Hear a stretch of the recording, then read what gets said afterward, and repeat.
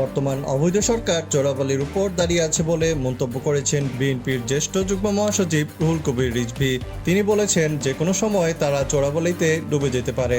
গত শনিবার দুপুরে রাজধানীর নয়াপল্টনে বিএনপির কেন্দ্রীয় কার্যালয়ের সামনে এক প্রতিবাদ সমাবেশে বক্তব্য দেন তিনি। সমাবেশে রিজভী বলেন, সরকার এখনো আতঙ্কিত।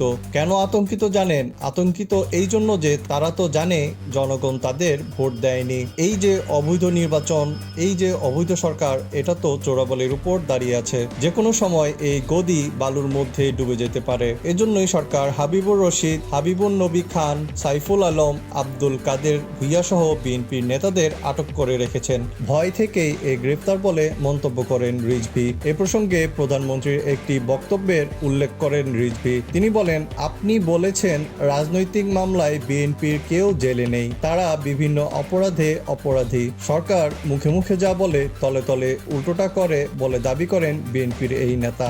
এ প্রসঙ্গে তিনি আওয়ামী লীগের সাধারণ সম্পাদক ওবায়দুল কাদেরের একটি বক্তব্যের প্রতি ইঙ্গিত করে বলেন, উনি একটা কথা বলেন তলে তলে, এজন্য ওরা প্রকাশ্যে কিছু বলতে পারে না, ওরা তলে তলে কাজ করে। বিএনপির চেয়ারপারসন খালেদা জিয়া ও ছাত্রদলের সাবেক সাধারণ সম্পাদক হাবিবুর রশিদের মুক্তির দাবিতে ঢাকা মহানগর দক্ষিণ বিএনপি এই সমাবেশ করে।